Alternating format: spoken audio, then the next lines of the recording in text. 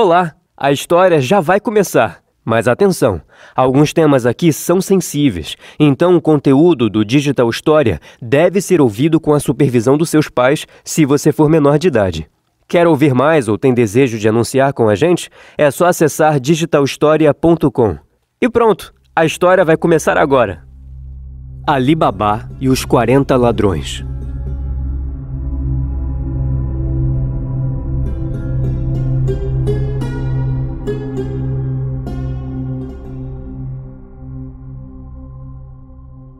Dois irmãos moravam numa cidade da Pérsia.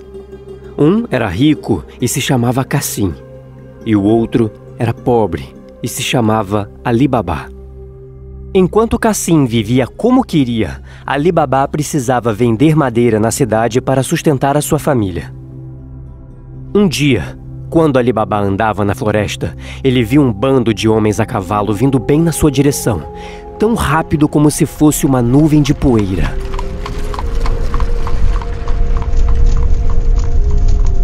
Ele ficou com medo que aquele fosse um bando de ladrões e correu para cima de uma árvore para se proteger. Os homens cavalgaram até logo abaixo de onde Ali Baba estava e desmontaram de seus cavalos. Os homens eram muito fortes. Seus rostos brilhavam de suor. A pele era calejada pelo sol e por batalhas. Bem em silêncio, Ali Baba contou 20, 30, 40 pessoas. O bando prendeu os cavalos às árvores ao redor. E o mais incrível dentre eles, a quem Ali Baba considerou ser o capitão do bando, andou um pouquinho adiante entre algumas pedras e falou: "Abra-te, Sésamo!" E uma porta se abriu por dentre as pedras. E uma vez que o bando entrou por ela, a porta se fechou. Os homens ficaram lá dentro por muito tempo, e Ali Baba temia que os homens pudessem sair enquanto ele descia da árvore, então decidiu ficar bem em silêncio exatamente onde estava. Algumas horas se passaram dessa forma. Finalmente a porta se abriu e os 40 ladrões saíram de lá. E se antes o capitão tinha sido o último a entrar, agora ele era o primeiro a sair, porque fazia questão de olhar no olho de cada homem antes que fossem embora. Depois disso, o capitão se virou e disse: "Fecha-te, Sésamo!" E agora, montado em seu cavalo, o capitão se colocou à frente do bando. Foi assim, como numa tempestade, que 40 ladrões foram embora, da mesma forma como que vieram.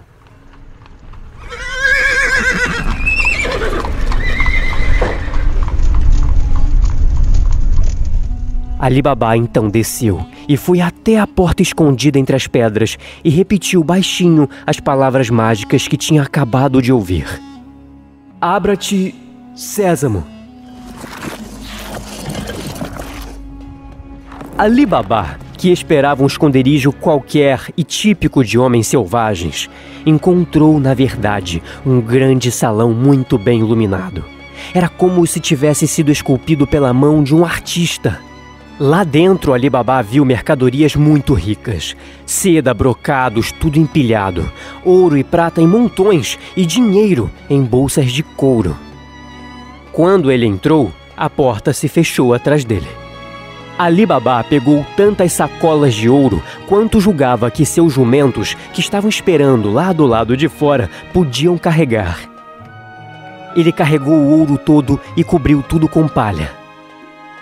Usando as palavras "Fecha-te, Sésamo", Ali Baba enfim fechou a porta do salão e foi para casa sem levantar suspeitas. Ele seguiu com os jumentos para o quintal, fechou os portões. Em seguida, ele levou os sacos de dinheiro para a esposa e os esvaziou diante dela. Ali Baba disse para que ela guardasse o segredo e que enterraria a maior parte do ouro. "Me deixa primeiro medir", disse sua esposa. "Eu vou pegar uma medida emprestada enquanto você cava o buraco."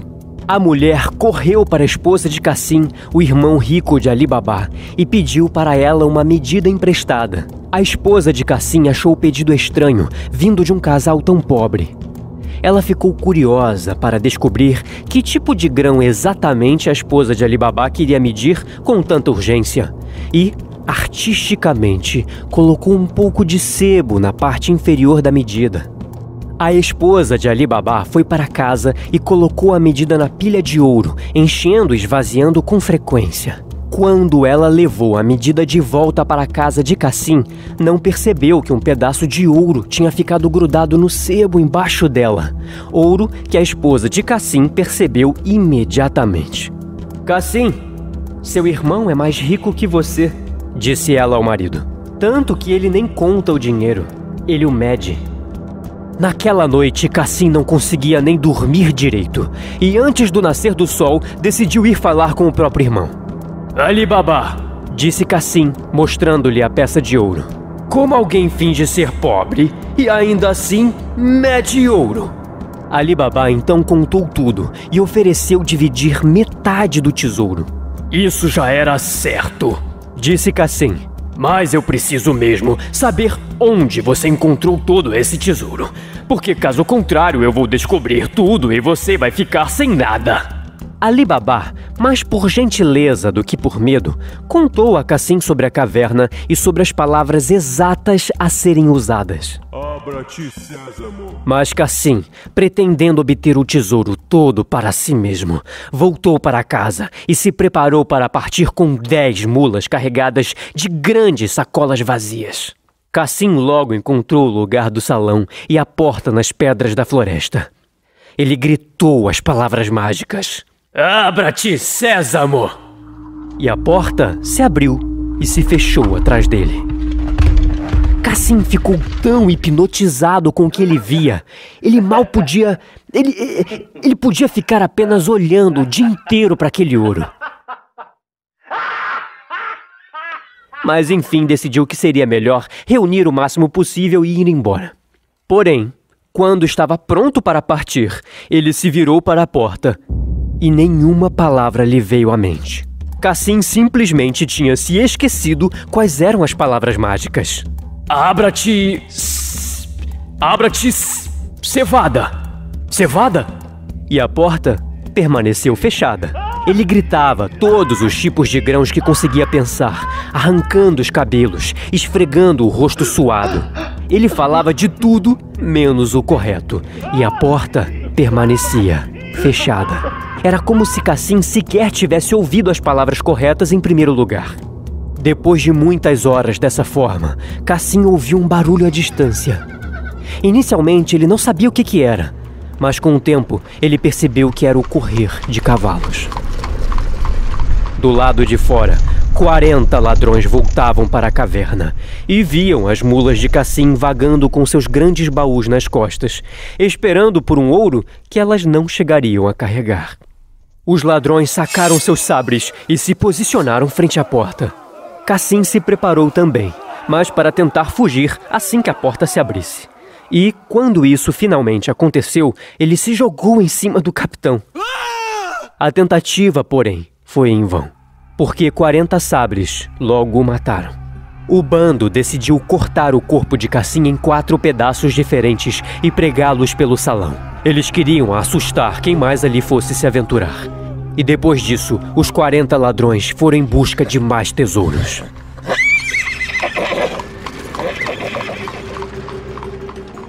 O céu escureceu e a noite veio. A esposa de Cassim, muito preocupada que seu marido não retornava, correu para a casa de Ali Baba e contou aonde o marido tinha ido. Ali Baba partiu para a floresta em busca de Cassim, mas a primeira coisa que ele viu ao entrar na caverna foi seu irmão morto. Cheio de horror e tristeza, ele colocou o corpo em um dos seus jumentos e os outros 2 ele encheu de ouro e, cobrindo tudo com palha, voltou para casa. Ele levou os 2 jumentos carregados de ouro para o próprio quintal e levou o outro com seu irmão para a casa de Cassim. Quem atendeu a porta da casa foi a escrava Morgiana. "Esse corpo é o corpo de Cassim, Morgiana. Ele foi assassinado", disse Ali Baba, sabendo que a escrava era corajosa e que entenderia. "Devemos fazer parecer com que ele tenha adoecido em sua própria cama. Em breve falaremos de novo, Morgiana, mas por agora, só diga à viúva dele que eu passei por aqui. Diga a ela que eu vim." A esposa de Cassim chorou ao saber o destino de seu marido. Ali Baba até prometeu sua própria casa para ela morar, contanto que a mulher prometesse manter segredo e deixar que a escrava Morgiana faria o que mais fosse necessário. A mulher concordou e secou os olhos. Enquanto isso, Morgiana foi a um farmacêutico e pediu por remédios. "Meu pobre mestre", disse ela, "ele não consegue comer, nem falar, e ninguém sabe qual é a sua doença." No dia seguinte, ela voltou chorando e pediu ainda uma essência que era dada somente aos que estão prestes a morrer.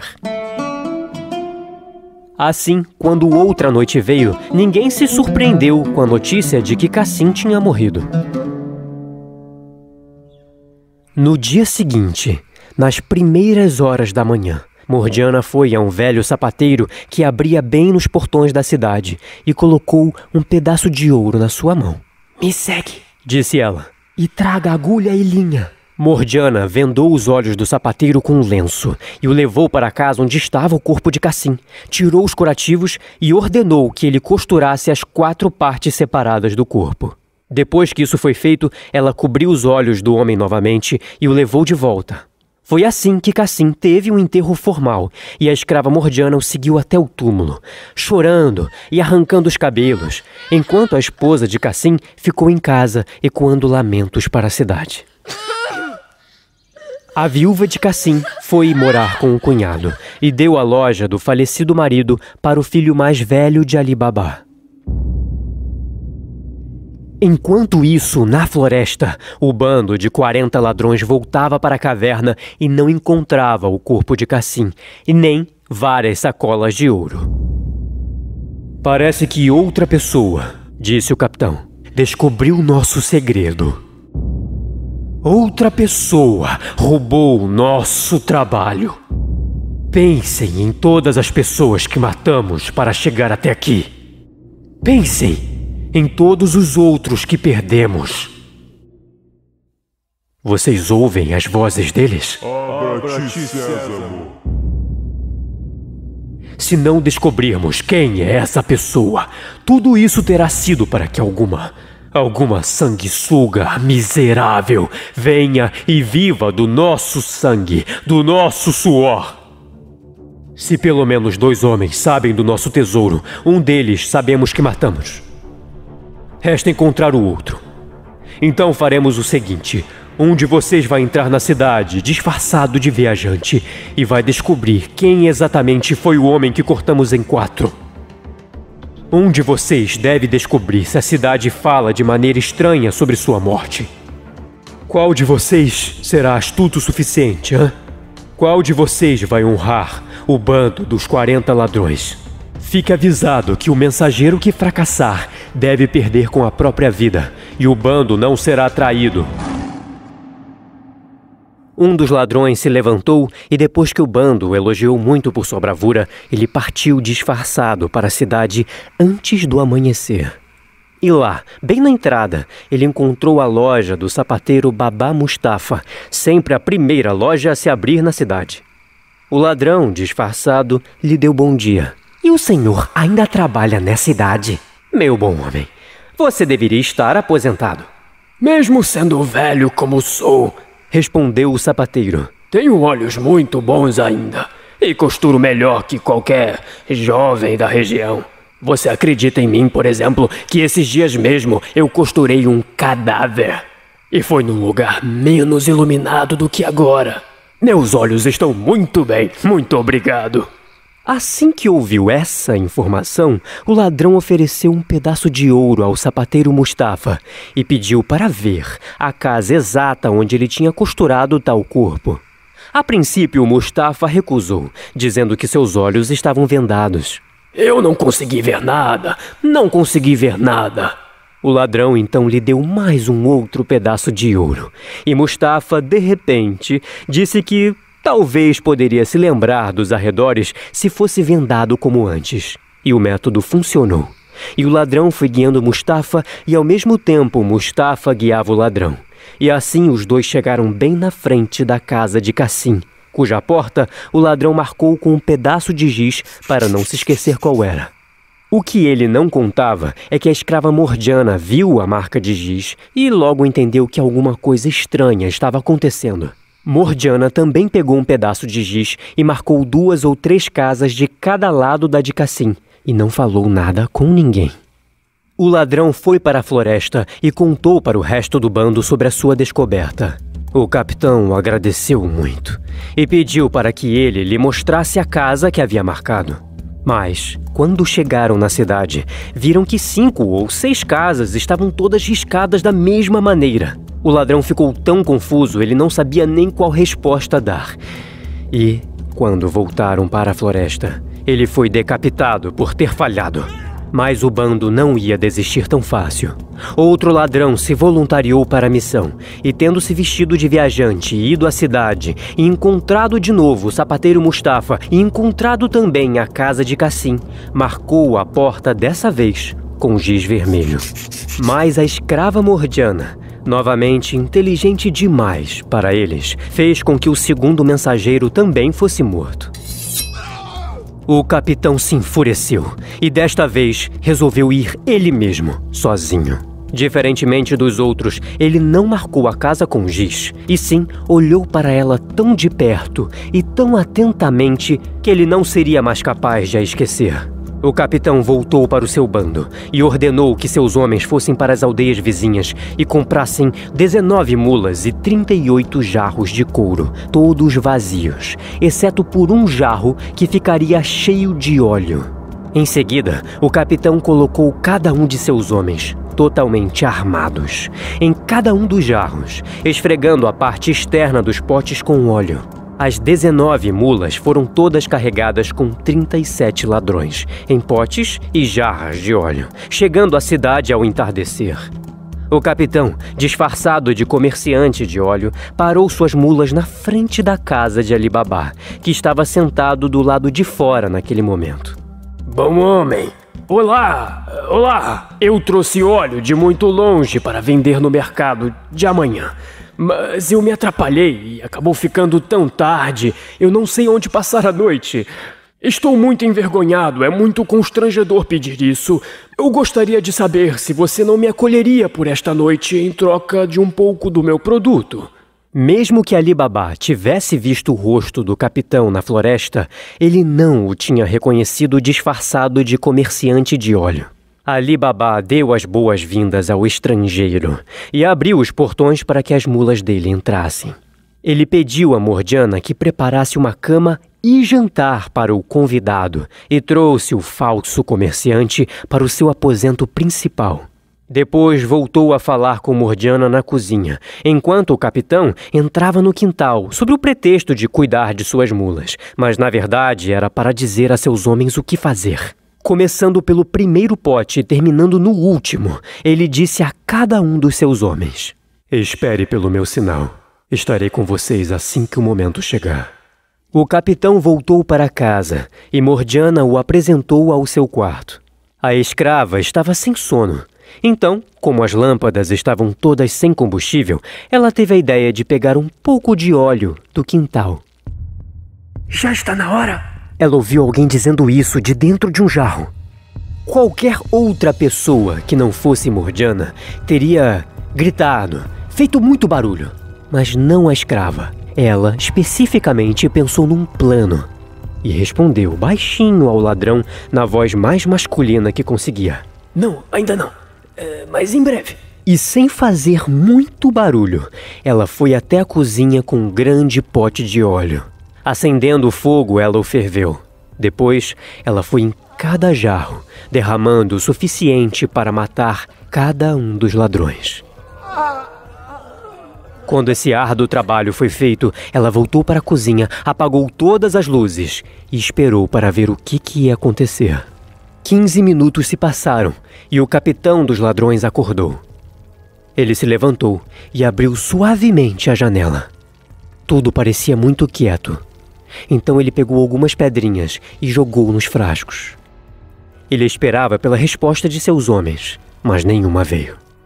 O capitão ficou inquieto e desceu para o quintal. "Ei, você está dormindo?" Ele disse para o primeiro jarro. Foi quando o capitão sentiu o cheiro do óleo quente e soube imediatamente que o seu plano tinha sido descoberto. Toda a sua gangue estava morta e, percebendo a falta de óleo do último frasco, entendeu como isso tinha acontecido. Mas quem tinha feito isso? E quando? A essas perguntas, o capitão não tinha mais tempo para responder e, escalando várias paredes, conseguiu fazer sua fuga. A escrava Morgiana ouviu e assistiu a tudo isso e, animada por ter destruído o plano dos ladrões, foi para a cama e dormiu.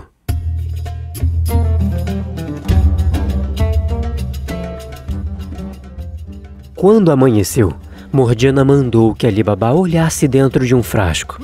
E vendo um homem lá dentro, ele se afastou aterrorizado. "Não precisa ter medo, mestre", disse Morgiana. "Esse homem não pode mais te machucar, ele morreu." Ali Baba, quando se recuperou um pouco do espanto, perguntou o que havia acontecido com o comerciante. "Comerciante", disse Morgiana. "Ele é tão um comerciante quanto eu sou uma comerciante." E ela contou a história toda, assegurando que tudo era uma trama dos ladrões da floresta, dos quais restavam agora apenas 3, e que as marcas de giz branco e vermelho tinham alguma coisa a ver com isso. Ali Baba finalmente deu a liberdade para Morgiana, dizendo que ele a devia a vida. Eles então enterraram os corpos no jardim de Ali Baba, enquanto as mulas foram vendidas no mercado da cidade. Enquanto isso, o capitão, derrotado, voltou para sua caverna solitária. Ela parecia assustadora agora, sem os seus companheiros perdidos. Ele fechou os punhos firmemente e jurou se vingar. Na sua solidão, o capitão bolou milhares de planos. Primeiro, ele só ia na cidade, ele iria degolar Ali Baba. Mas não seria o suficiente, ele teria que se disfarçar de novo, mas com muito mais cuidado dessa vez.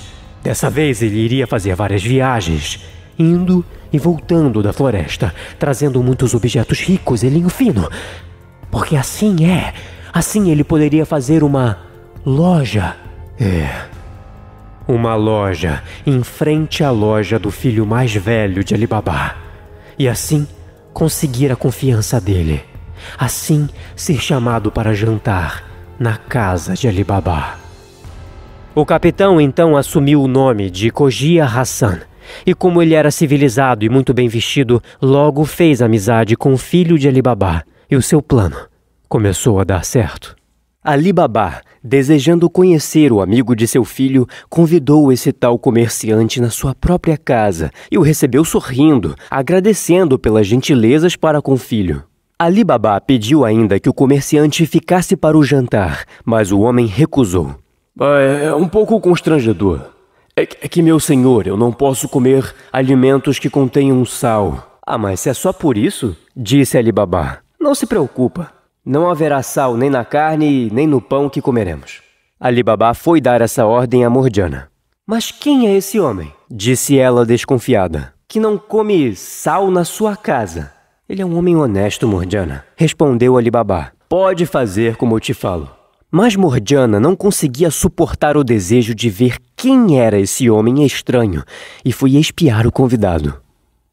Ela viu que esse tal comerciante, chamado Cogia Hassan, era, na verdade, mais uma vez, o capitão dos 40 ladrões. Ela viu também que o homem carregava uma adaga sob a roupa. Entendi, pensou ela. Um homem tão perverso, é por isso que ele não quer comer sal com Ali Baba. Em silêncio, Morgiana se preparava para um dos planos mais ousados de sua vida. Depois de comerem, quando a sobremesa foi servida, Cogia Hassan ficou sozinho com Ali Baba e seu filho, momento no qual o ladrão planejava embebedá-los para depois atacar. Antes que isso pudesse acontecer, porém, Morgiana vestiu uma roupa de dançarina e apertou uma adaga na cintura com um punho de prata. A escrava pediu que Abdala pegasse um tambor e tocasse uma música que desviasse a atenção de Ali Baba e do seu convidado. Quando viu isso, Cogia Hassan não ficou de nenhuma maneira satisfeito. Ele temia que sua chance de matar Ali Baba ali mesmo tivesse que esperar mais um pouco. Abdala começou a tocar no seu tambor e Morgiana começou a dançar com seu corpo. a mulher sacou a adaga de prata e passeou com ela pelo seu corpo por várias danças. Às vezes apontando para o próprio peito, outras vezes para o peito do seu mestre, como se tudo fosse mera parte da dança. De repente, já sem fôlego, ela pegou o tambor de Abdala com a mão esquerda e, segurando a adaga na mão direita, estendeu o tambor ao mestre. Ali Baba e seu filho colocaram um pedaço de ouro nele como presente à dançarina. E Khoger Hassan, vendo que a mulher agora vinha na sua direção, pegou sua bolsa também para lhe dar um presente.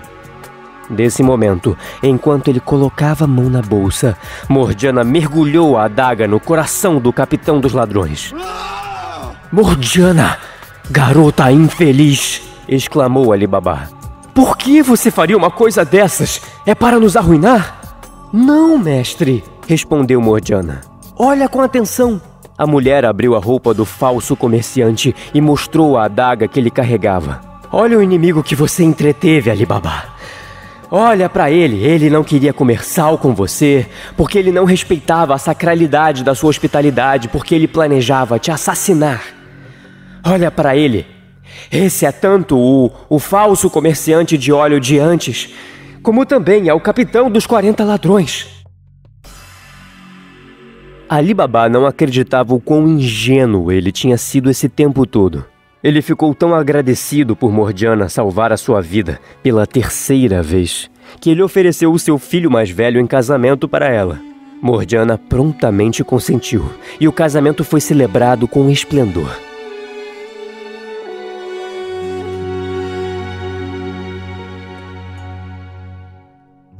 Um ano inteiro se passou, e Ali Baba, vendo que nenhum outro ladrão veio atrás deles, julgou que todos estavam mortos, e partiu para a caverna do tesouro mais uma vez. "Abra-te, sésamo", ele sussurrou, e a porta se abriu. Ali Baba juntou todo o dinheiro que podia carregar e voltou para a cidade. Ele decidiu que esperaria seus filhos crescerem mais, que trabalhassem e aprendessem sobre as dificuldades de se viver no mundo primeiro. Mas, eventualmente, ele contaria a eles sobre o seu segredo.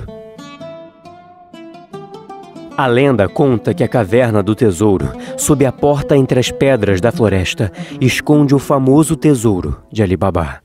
E até hoje ela espera por aqueles que sabem quais são as palavras mágicas.